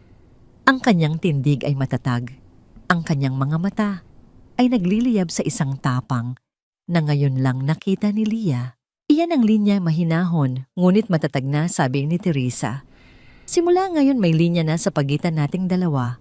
Nasa panig ka ng ama mo at ako nasa panig ng katotohanan. Tapos na ang pag-uusap natin. Itinuro ni Teresa ang pinto. Umalis ka na at pakisabi sa ama mo maghanda siya dahil ang babaeng akala niyang baliw ay ngayon palang magsisimulang lumaban. Natulala si Lia. Walang salitang lumabas sa kanyang bibig. Dahan-dahan siyang umatras, kinuha ang kanyang bag at nagmamadaling lumabas ng pinto, iniwan ang kahon ng cake na hindi man lang nagalaw. Nang marinig ni Teresa ang pagsara ng pinto, hindi siya lumingon. Naglakad siya patungo sa kanyang kwarto. Pumasok siya at isinara ang pinto ng may puwersa. Isang malakas na kalabog ang yumanig sa buong pasilyo. Isang tunog na nagpapahiwatig ng pagsasara, hindi lamang ng isang pinto, kundi ng isang buong kabanata ng kanyang buhay na puno ng pagtitiis at pagpaparaya. Sa loob ng kanyang kwarto, sumandal siya sa malamig na kahoy. Walang luhang pumatak. Ang sakit ng pagkakanulo mula kay Lia ay napalitan ng isang matinding kalayaan. Wala na siyang dapat protektahan. Wala nang pamilyang dapat isaalang-alang. Ang natitira na lang ay siya, ang kanyang plano, at ang nag-aapoy na pagnanasang bawiin ang lahat ng ninakaw sa kanya. Ang gabi ng ika-50 kaarawan ni Eduardo ay dumating kasama ng isang makapal at mabigat na hangin sa Antipolo. Tila pinipigil ng kalangitan ang paghinga, nag-aabang sa isang bagyo na hindi pa nagpapakita, ngunit tiyak na darating. Sa loob ng malaking walk-in closet, abala si Eduardo sa pagsusukat ng kanyang bagong-bagong tuksedo. Ang mamahaling tela ay kumikinang sa ilalim ng maliwanag na ilaw. Habang inaayos niya ang kanyang itim na bowtie, sa harap ng salamin ang kanyang mukha ay puno ng pagmamalaki at kasiyahan. Ito ang kanyang gabi. Ang gabi kung saan ipapakita niya sa lahat ang kanyang tagumpay, ang kanyang kapangyarihan at ang kanyang bagong simula. Lumabas siya ng closet at nakita si Teresa na tahimik na nakaupo sa gilid ng kanilang kama, nakasuot ng simpleng pantulog na kulay beige. Ang buhok niya ay nakalugay at walang ayos. Tila isang aninong walang buhay sa gitna ng marangyang kwarto. Lumapit si Eduardo at hinaplos ang buhok ng asawa sa isang kilos na puno ng pekeng pag-aalala. Mahal, sigurado ka bang ayaw mong sumama? Sayang naman, malaking selebrasyon pa naman ito. Umiling si Teresa, ang kanyang mga mata ay nakatungo sa sahig. Masama ang pakiramdam ko, Eduardo. Nahihilo ako. Mas makakabuti siguro kung dito na lang ako magpapahinga. Isang munting nangisi ang sumilay sa labi ni Eduardo. Isang ngiting mabilis niyang itinago. Perpekto, eksakto sa plano. Mas madali niyang maipapaliwanag sa mga bisita na ang kanyang asawa ay may pinagdadaanan at hindi na kayang humarap sa maraming tao. Sige, kung yan ang gusto mo, sabi ni Eduardo sa isang malambing ngunit mapagkonsinting tono. Huwag kang mag-alala, sasabihin ko na lang sa kanila na kailangan mo ng maraming pahinga. Ang importante ay magpagaling ka. Baka lalo ka lang malito sa dami ng tao roon. Ang huling pangungusap ay isang patutsada. Isang huling patikim ng lason bago siya umalis. Hinalikan niya si Teresa sa noo, isang malamig at walang pakiramdam na halik at tumalikod na. Ang amoy ng kanyang mamahaling pabango, ang pabangong laging naamoy ni Teresa. Kapag umuuwi ito, galing sa pakikipagkita kay Patricia ay naiwan sa hangin. Pinakinggan ni Teresa ang dahan-dahang paglayo ng mga yapak ni Eduardo sa marmol na sahig, ang pagbukas at pagsara ng pangunahing pinto at ang pamilyar na tunog ng makina ng kanilang mamahaling sasakyan na unti-unting nawawala sa katahimikan ng gabi. Sa sandaling sigurado na siyang wala na ang kanyang asawa, bumangon si Teresa mula sa kama. Ang babaeng kanina'y mukhang mahina at may sakit ay biglang nag-iba ng anyo. Ang kanyang mga balikat ay tumuwid. Ang kanyang mga mata ay nagkaroon ng isang matalim at nag-aapoy na kislap. Naglakad siya pabalik sa walk-in closet, ngunit hindi sa bahagi kung saan nakasabit ang mga damit ni Eduardo. Dumiretso siya sa pinakasulok kung saan nakatago ang isang itim na garment bag na hindi pa niya binubuksan sa loob ng isang linggo. Binuksan niya ang zipper. Sa loob nito ay isang damit na sumisigaw ng kapangyarihan. Isang mahabang damit na kulay, matingkad na pula yari sa makinis na seda na dumadaloy sa kanyang katawan na parang likidong apoy. Isinabit niya ito sa kanyang harapan. Ito ang kanyang baluti para sa gabing ito. Umupo siya sa harap ng vanity mirror. Inalis niya ang pagpapanggap sa kanyang mukha. Sinimulan niya ang isang ritual, ang foundation na nagtakip sa anumang bakas ng kalungkutan, ang maitim na eyeliner na nagbigay diin sa tapang ng kanyang mga mata, at ang panghuli isang matingkad na pulang lipstick, ang kulay ng dugo ng pag-ibig at ng paghihiganti. Pagkatapos ng isang oras, ang babaeng nakatayo sa harap ng salamin ay hindi na ang Teresa na kilala ni Eduardo. Ang babaeng ito ay matatag, elegante at mapanganib. Kinuha niya ang isang maliit na itim na clutch. Sa loob nito ay ang kanyang lihim na telepono, isang kopya ng susi ng kanyang sariling sasakyan at wala ng iba. Hindi niya kailangan ng maraming gamit. Ang kailangan niya ay naroon na naghihintay sa lugar ng laban. Nagmaneho si Teresa sa madilim na kalsada pababa ng Antipolo. Habang tinatahak niya ang daan patungo sa kumikinang na syudad ng Maynila, ang kanyang isip ay kalmado. Bawat kanto, bawat ilaw trapiko ay isang paalala na papalapit na siya sa huling yugto ng kanyang pagtitiis. Pagdating sa malawak at sementadong parking lot ng 5-star hotel, ipinarada niya ang kanyang sasakyan sa isang madilim na sulok sa pinakamataas na palapag kung saan tanaw ang mga nagkikislapang gusali ng syudad. Ilang sandali pa isang itim na sedan ang pumarada sa tabi niya. Bumaba mula rito si Ramon, nakasuot ng isang simpleng dark suit. Ang kanyang mukha ay seryoso at walang ekspresyon. Lumapit si Ramon, may dalang isang itim at manipis na briefcase. "Handa ka na ba?" Tanong nito, ang boses ay mahina, ngunit may bigat. Tumango si Teresa. Mas handa pa kaysa dati. Binuksan ni Ramon ang briefcase. Sa loob nito ay hindi bababa sa 30 kopya ng mga dokumentong kanilang inipon. Bawat set ay nakastaple ng maayos ang mga bank statement na nagpapakita ng malalaking transfer ng pera sa kumpanya ni Patricia. Ang mga resibo ng mamahaling alahas, ang mga larawan ni na Eduardo at Patricia na lumalabas sa hotel, at ang pinakamatinding ebidensya, isang kopya ng draft ng Special Power of Attorney na may kasamang peking medical assessment na nagsasabing si Teresa ay may declining mental capacity. Sinuri nilang dalawa ang mga dokumento sa huling pagkakataon sa ilalim ng malamlam na ilaw ng parking lot. Ang mga papel na yon, ang kanilang mga bala.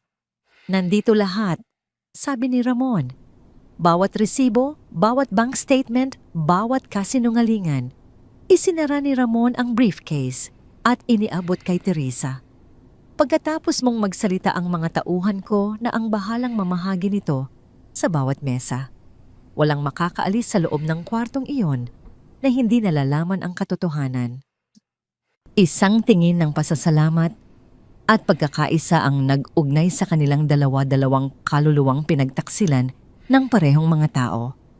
Naglakad silang dalawa patungo sa elevator. Habang paakyat, ang tanging maririnig ay ang mahinang ugong ng makina. Pagbukas ng pinto sa 10 palapag, sinalubong sila ng malambot na carpet at ng mahinang tugtog ng musika na nagmumula sa dulo ng pasilyo. Habang papalapit sila sa malaking pintuan ng Grand Ballroom, papalakas ng papalakas ang tunog ng masayang tawanan, malakas na musika at ang tunog ng mga nag-uumpugang baso ng alak. Sa labas ng pinto, isang malaking tarpaulin ang nakasabit na may nakasulat na "Cheers to 50 years, a grand celebration for Eduardo Villanueva." Huminto si Teresa sa harap ng dalawang malalaking pintuang gawa sa kahoy na nara. Huminga siya ng malalim, pinakiramdaman ang bigat ng briefcase sa kanyang kamay. Naramdaman niya ang isang kamay sa kanyang balikat. Si Ramon. Isang tango lang ang ibinigay nito. Isang tango na nagsasabing, "Kasama mo ako." Inayos ni Teresa ang kanyang pulang damit. Itinaas niya ang kanyang noo. Ang babaeng dumaan sa sakit sa panlilinlang at sa pagpapanggap ay handa na. Itinulak niya ang mabigat na pinto. Isang malakas na alon ng liwanag tunog at amoy ng karangyaan ang sumalubong sa kanya. Ang buong atensyon ng silid ay nasa gitna, kung saan nakatayo si Eduardo, nagtataas ng baso ng champagne katabi si Patricia na nakangiti na parang reyna. Ang laro ay tapos na. Oras na para sa huling akto. Sa pagtulak ni Teresa sa mabigat na pinto ng ballroom, ang lahat ng ingay ay tila huminto sa isang iglap. Ang bulwagan ay napupuno ng mga pinakamayayamang negosyante politiko at mga kilalang personalidad sa Maynila. Nagniningning ang mga ilaw mula sa 3 dambuhalang chandelier na nakasabit sa mataas na kisame. Ang bawat mesa ay pinalamutian ng mga puting rosas at kumikinang na mga kubyertos. Sa entablado, isang banda ang tumutugtog ng malamyos na jazz. Ito ay isang perpektong larawan ng tagumpay at karangyaan. At sa gitna ng lahat ng ito, sa ilalim ng isang maliwanag na spotlight, nakatayo si Eduardo. Ang kanyang tuxedo ay walang gusot, ang kanyang buhok ay makintab, at ang kanyang nangiti ay kasing lapad ng kanyang tagumpay. Sa kanyang kanan, nakakapit ng mahigpit sa kanyang braso, ay si Patricia. Nakasuot ito ng isang mahabang puting bestida na kumikinang sa bawat galaw, tila isang nobya sa sarili nitong kasal. Nagtataas sila ng baso ng champagne, nakikipagtawanan sa mga bisitang bumabati. Sila ang hari at reyna ng gabing ito. Ngunit ang perpektong larawan ay biglang nagkalamat. Nagsimula sa isang mesa malapit sa pinto. Isang ginang na matagal nang kakilala ni Teresa ang unang nakapansin sa kanya. Nanlaki ang mga mata nito at halos mabitawan ang hawak na baso. Siniko nito ang kanyang katabi na lumingon din at nagpakita ng parehong pagkagulat. Ang bulungan ay nagsimulang kumalat na parang apoy sa tuyong damo mula sa isang mesa patungo sa isa pa. Ang tugtog ng banda ay unti-unting humina. Ang masayang tawanan ay napalitan ng mga nagtatakang bulungan. Ang buong atensyon ng silid na kanina, nakatuon, sa nagdiriwang ay dahan-dahang nalipat sa babaeng nakatayo sa may pinto, nakasuot ng isang nag-aapoy na pulang bestida at may daladalang isang itim na briefcase. Ang ngiti sa mukha ni Eduardo ay unti-unting naglaho. Nanigas ang kanyang katawan. Ang baso ng champagne sa kanyang kamay ay bahagyang nanginig. Sa isang saglit ang kulay ng kanyang mukha ay naging kasing puti ng mantels sa mga mesa. Tinitigan niya si Teresa na parang nakakita ng multo. Isang multong hindi niya inaasahang magpapakita. Sa pinakamasayang gabi ng kanyang buhay, naglakad si Teresa papasok. Bawat hakbang niya ay mabagal sinasadya at puno ng bigat. Ang tunog ng kanyang mga takong sa makintab na sahig ay umaling-awngaw sa biglaang katahimikan ng bulwagan. Hindi niya pinansin ang mga nakatitig na mata o ang mga nakangangang bibig. Ang kanyang paningin ay nakatuon lamang sa isang direksyon sa kanyang asawa. Mabilis na nakabawi si Eduardo mula sa pagkagulat. Binitawan niya ang braso ni Patricia at nagmamadaling sumalubong kay Teresa bago pa man ito makarating sa gitna ng silid. Ang kanyang mukha ay puno ng galit na pilit tinatago sa ilalim ng isang pekeng ngiti para sa mga bisita. Nang makalapit siya kay Teresa, hinawakan niya ito ng mahigpit sa braso. Ang kanyang boses ay isang galit na bulong na sila lamang ang nakakarinig. "Anong ginagawa mo rito? Sinabi ko nang magpahinga ka lang sa bahay. Umuwi ka na." Hindi kumibo si Teresa. Tinitigan lamang niya ang pagkakahawak ni Eduardo sa kanyang braso at pagkatapos ay tumingin siya ng diretso sa mga mata nito, isang tingin na nagpapakita ng pagkasuklam. "Bumalik ka na sa kotse. Ngayon din." Pag-uulit ni Eduardo ang kanyang pagkakahawak ay lalong humigpit, halos masakit na. Itinulak niya si Teresa ng bahagya patungo sa pinto. "Nahihibang ka na ba? Sabihin mo sa akin anong kailangan mo. Pera ibabalik kita sa bahay." Sa sandaling iyon ang MC sa entablado, na walang kamalay-malay sa nagaganap na tensyon, ay masayang nagsalita sa mikropono. At ngayon po mga kaibigan, pakinggan po natin ang ilang salita mula sa ating celebrant, ang nag-iisa, Mr. Eduardo Villanueva. Isang pilit na palakpakan ang narinig. Ito na ang pagkakataong hinihintay ni Teresa. Sa isang mabilis na kilos, binawi niya ang kanyang braso mula sa pagkakahawak ni Eduardo. Nagulat ang lalaki sa biglaang lakas ni Teresa. Bago pa man ito makakilos, mabilis na naglakad si Teresa patungo sa entablado. "Teresa, bumalik ka rito." Sigaw ni Eduardo, hindi na napigilan ang pagtaas ng kanyang boses. Ngunit huli na ang lahat. Nakaakyat na si Teresa sa entablado. Kinuha niya ang mikropono mula sa kamay ng naguguluhang MC. Isang matinis na tunog ang panandaliang umalingaw-ngaw sa mga speaker na lalong nagpatahimik sa buong silid. Sinugod siya ni Eduardo. Sa entablado ang mukha ay namumula na sa galit at kahihiyan. Sinubukan niyang agawin ang mikropono mula sa kamay ni Teresa. "Huwag ninyong pansinin ang asawa ko. Pagod lang siya at medyo nalilito."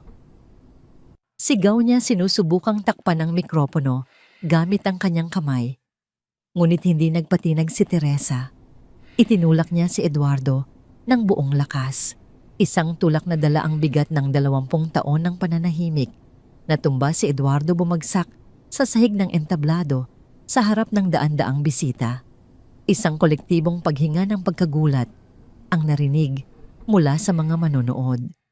Nakatayo si Teresa sa gitna ng entablado, hawak ang mikropono. Ang kanyang pulang bestida ay tila isang nagliliyab na apoy. Ang lahat ng mata ay nakatuon sa kanya. Huminga siya ng malalim.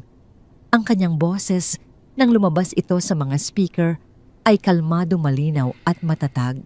Magandang gabi sa inyong lahat. Panimula niya, patawarin ninyo ang kaunting gulo. Mayroon lang akong kailangang linawin. Itinaas niya ang kanyang baba. Para sa mga hindi pa lubusang nakakakilala sa akin, ako po si Teresa Villanueva. Huminto siya sandali, hinayaang lumubog ang kanyang mga salita sa isipan ng lahat. Pagkatapos idinagdag niya ang mga salitang babasag sa lahat ng kasinungalingan. Ako ang asawa ni Eduardo. Ang salitang asawa ay umalingaw sa buong bulwagan na parang isang malakas na sampal. Ilang mga bisita ang napatingin kay Patricia na ngayon ay nakatayo sa ibaba ng entablado, namumutula at hindi makagalaw. Tumingin si Teresa, pababa direkta sa mga mata ni Patricia. Itinuro niya ang babae gamit ang kanyang malayang kamay, isang akusasyon na hindi maikakaila. At ang babaeng iyan, pagpapatuloy ni Teresa ang kanyang boses ay unti-unting tumataas at napupuno ng matinding galit ang babaeng nakatayo sa tabi ng asawa ko na ipinapakilala niya sa inyo bilang kanyang event organizer at malapit na kaibigan. Muli siyang huminto. Ang bawat segundo ng katahimikan ay parang isang paghatol. Hindi siya isang business partner, isa siyang magnanakaw. Isang magnanakaw ng pamilya at isang magnanakaw ng pera. Ang buong silid ay napuno ng malakas at sabay-sabay na paghinga ng pagkagulat. Si Eduardo ay nakaluhod pa rin sa sahig, nakatingala kay Teresa na may itsura ng isang taong nasaksihan ang pagguho ng kanyang buong mundo. Nagsimulang mamuo ang mga luha sa mga mata ni Patricia. Ngumuso ito handa nang ilabas ang kanyang pinakamahusay na pag-arte bilang isang inosenteng biktima. Ngunit bago pa man makapagsalita ang babae, bago pa man pumatak ang kahit isang pekeng luha, alam ni Teresa na ang susunod na mangyayari ang tuluyang dudurog sa kanila. Bago pa man makabuo ng anumang kasinungalingan si Patricia, itinaas ni Teresa ang itim na briefcase. Ang tunog ng pagkasa ng mga lock nito ay umalingaw sa mikropono na parang tunog ng isang baril na inihahanda para sa huling putok. Binuksan niya ito sa ibabaw ng lectern sa entablado. Kinuha niya ang makapal na salansan ng mga dokumento at itinaas ito upang makita ng lahat. Sinasabi ni Eduardo sa inyo, sa aming mga kaibigan at maging sa kanyang sariling anak na ako ay nagkakasakit. Pagpapatuloy ni Teresa, ang kanyang boses ay tila isang matalim na kutsilyo na humihiwa sa katahimikan. Sinasabi niya na ako ay nakakalimot, na nawawala ako sa katinoan. At ang babaeng ito, muli niyang itinuro si Patricia na nagsisimula ng umiyak ay nagkukunwaring nag-aalala para sa akin. Isang malaking kasinungalingan. Sigaw ni Patricia mula sa ibaba, ang kanyang boses ay nanginginig sa pag-arte. Minamahal ka ni Eduardo, tinutulungan ka lang namin. Isang mapait na tawa ang kumawala sa lalamunan ni Teresa. Isang tunog na nagpatayo ng balahibo sa mga nakarinig. Tulungan. Kung ang tawag mo sa tulong ay ang palihim na pag-ipon ng mga pekeng medical record upang maideklara akong baliw. Kung gayon, napakabuti ninyong mga tagatulong. Sa hudyat na yon, ang mga tauhan ni Ramon na nakaposisyon na sa iba't ibang sulok ng bulwagan at nakasuot na parang mga waiter ay nagsimulang kumilos. Mabilis at tahimik nilang ipinamahagi ang mga folder ng ebidensya sa bawat mesa. Ang mga bisita na kanina'y naguguluhan ay nagsimula nang buklatin ang mga papel. Ang bulungan ay naging isang malakas na ugong. Narinig ni Teresa ang mga salitang bank transfer, hotel receipts at special power of attorney mula sa iba't ibang direksyon. Nakita niya ang mga nanlalaking mata ng mga business partner ni Eduardo habang binabasa ang mga dokumento. Ang mga asawa ng mga ito ay napapatingin kay Patricia ng may matinding pagkasuklam. Tingnan ninyo ang mga papel na yan, utos ni Teresa sa mikropono. Tingnan ninyo kung paano inilipat ng aking asawa ang 2 milyong piso mula sa aming savings account papunta sa kumpanya ng kanyang kabit.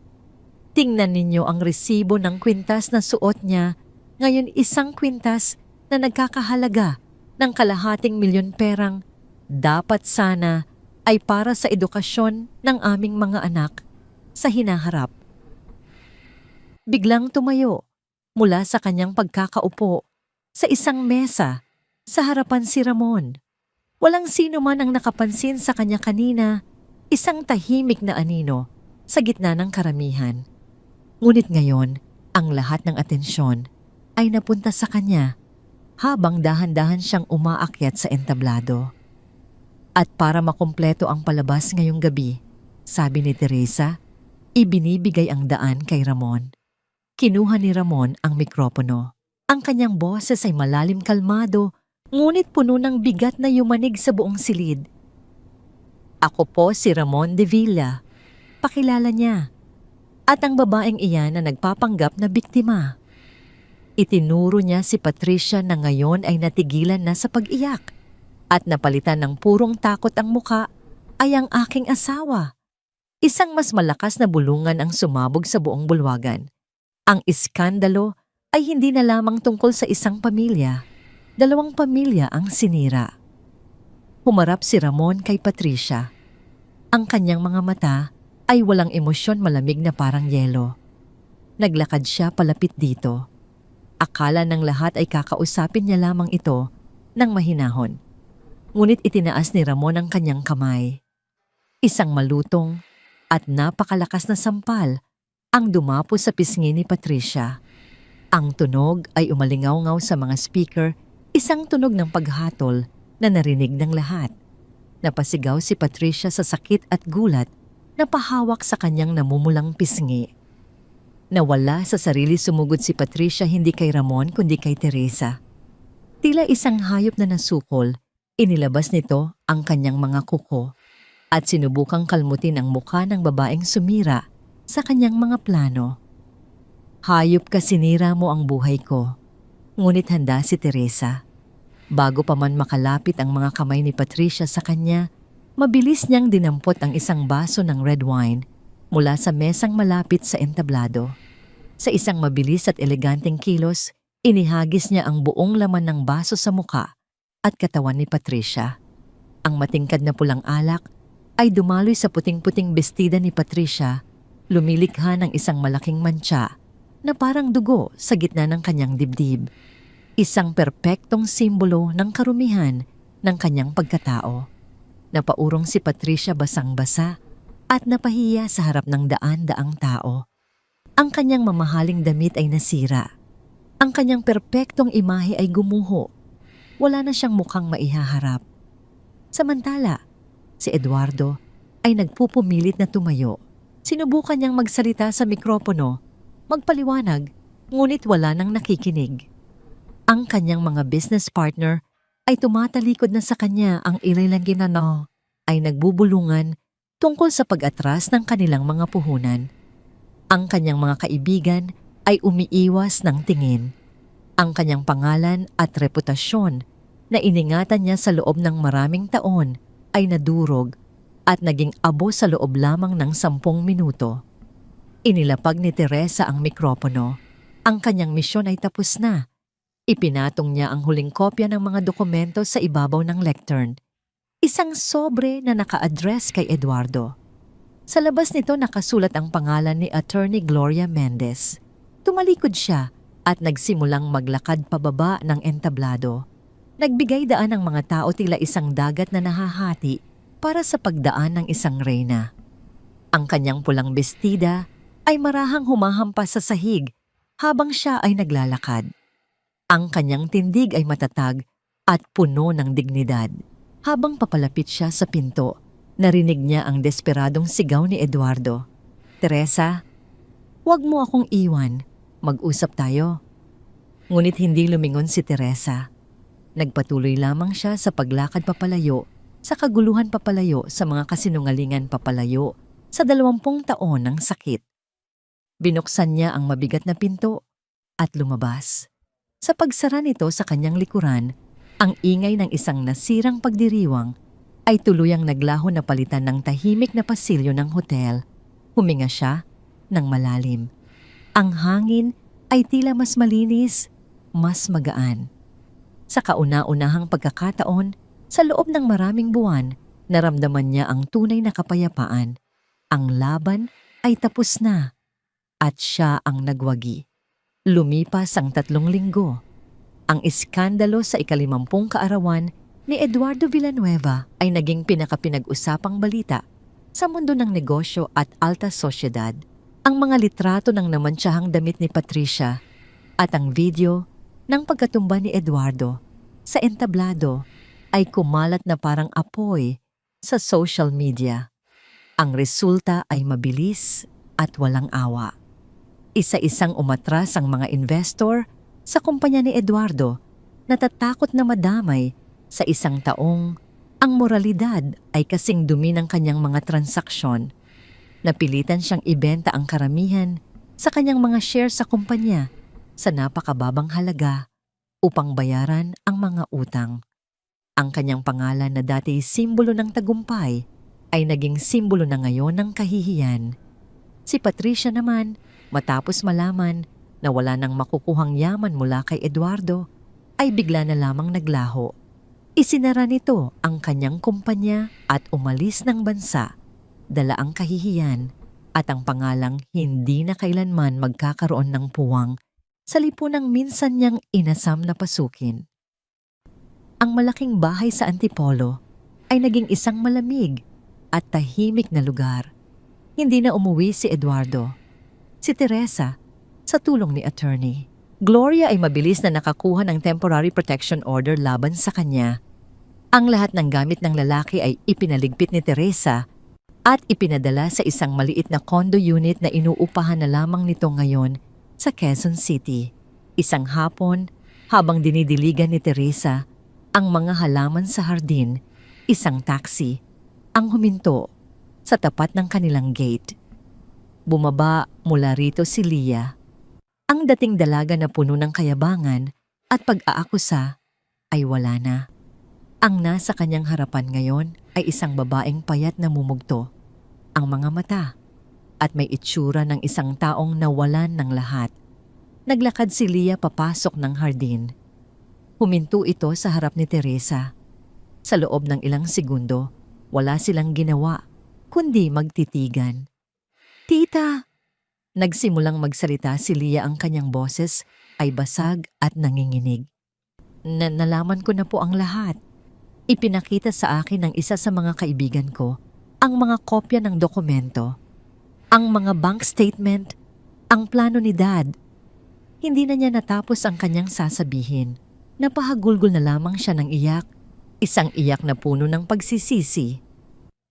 "Patawarin niyo po ako, tita," sabi niya sa gitna ng kanyang mga hikbi. "Naging bulag po ako. Pinaniwalaan ko po ang lahat ng sinabi ni Dad. Hindi ko po alam. Hindi ko po alam na ganoon kasama ang plano niya sa inyo. Ako. Kasama ako sa mga nanakit sa inyo. Patawad po." Hindi kumibo si Teresa. Ibinaba niya ang hawak na pandilig. Tinitigan niya ang umiiyak na dalaga. Wala siyang naramdamang galit. Wala na rin ang sakit. Ang tanging nakikita niya ay isang batang naligaw ng landas, isang biktima rin ng manipulasyons ng sarili nitong ama. Lumapit si Teresa at niyakap si Leah. Sa yakap na yon, mas lalong lumakas ang iyak ng dalaga. Isang yakap na hindi nagpapatawad, ngunit isang yakap na nagpapahiwatig ng pag-unawa. Isang umaga habang nagkakape si Teresa sa beranda, isang kupas at pamilyar na sasakyan ang huminto sa tapat ng gate. Bumaba mula rito si Eduardo. Malaki ang ipinayat nito. Ang kanyang mamahaling suit ay napalitan ng isang simpleng polo shirt at pantalon na tila luma na. Ang kanyang buhok ay magulo at may mga maitim na bilog sa ilalim ng kanyang mga mata. Wala na ang dating hari. Ang nasa kanyang harapan ay isang pulubing na talo sa digmaan. Lumuhod si Eduardo sa labas ng bakal na gate. Sumigaw ito ng paulit-ulit, humihingi ng tawad. "Teresa, patawarin mo ako. Nagkamali ako. Bumalik ka na sa akin. Pamilya tayo. Handa akong magsimula ulit. Pakiusap. Ang kanyang mga sigaw ay desperado at kaawa-awa. Kalmadong tumayo si Teresa mula sa kanyang upuan. Naglakad siya papasok ng bahay. Kinuha niya ang isang maliit at lumang kahon mula sa ilalim ng kanyang aparador. Ang kahon kung saan nakatago ang mga alaala ng kanilang 20 taong pagsasama. Naglakad siya pabalik sa gate. Nakaluhod pa rin si Eduardo, umiiyak na parang bata. Walang sinabi si Teresa. Binuksan niya ang kahon. Sa loob nito ay ang murang cake na binili ni Eduardo noong gabi ng kanilang anibersaryo. Tuyot na ito at matigas, isang perpektong simbolo ng kanilang nasirang relasyon. Kinuha niya ang tuyong cake at itinapon ito sa paanan ni Eduardo sa labas ng gate. Bumagsak ito sa semento at nadurog. Tapos na tayo, Eduardo, sabi ni Teresa sa isang malamig at pinal na boses. Tumalikod siya. Naglakad pabalik sa loob ng bahay. Habang naglalakad, pinindot niya ang isang remote, dahan-dahan, at walang ingay na sumara ang matibay na bakal na gate. Isinasara ang huling kabanata ng kanyang buhay kasama si Eduardo. Isang malakas na kalabog ang narinig nang tuluyan itong mag-lock, isang tunog na nagpapahiwatig hindi lamang ng pagsasara, kundi ng isang pader na hindi na kailanman muling mabubuksan. Makalipas ang isang buwan, ibinenta ni Teresa ang malaking bahay sa Antipolo. Ginamit niya ang pera upang ayusin ang lumang bahay ng kanyang mga magulang sa probinsya sa tabi ng malawak na lupain na minana niya. Ang huling eksena ay nagpapakita kay Teresa na nakaupo sa isang silyang yari sa yantok sa beranda ng kanyang bagong ayos na bahay. Tanaw mula roon ang luntiang palayan at ang mga bundok sa di kalayuan. Ang hangin ay sariwa at ang tanging maririnig ay ang huni ng mga ibon at ang pagaspas ng mga dahon. Hawak niya ang isang tasa ng mainit na kapeng barako. Nakangiti siya. Isang namangiting hindi pilit, hindi mapait. Isang nangiting nagmumula sa isang kaluluwang malaya. Hindi na siya si Ginang Villanueva, ang asawa ng isang makapangyarihang negosyante. Hindi na siya ang babaeng kailangang magtiis at manahimik. Siya na ngayon, si Teresa. Ang babaeng nagtanggol sa kanyang sarili. Ang babaeng bumawi sa kanyang dignidad. Ang babaeng natagpuan ang tunay na kapayapaan, hindi sa karangyaan ng syudad, kundi sa katahimikan ng lupang kanyang ipinaglaban. Dahan-dahan niyang ininom ang kanyang kape habang pinagmamasdan ang pagsikat ng araw sa abot-tanaw. Isang bagong araw, isang bagong simula. Nakakainis talaga yung mga taong akala nila kilalang kilala ka na nila, lalo na kung asawa mo pa. Sa isip niya mahina ka, isang babaeng nasa bahay lang at madaling lokohin. Pero hindi niya alam, habang siya'y nagpapakasaya sa karangyaan kasama ang kabit niya, ikaw naman ay tahimik na naghahanda para sa pinakamalaking unos ng buhay niya.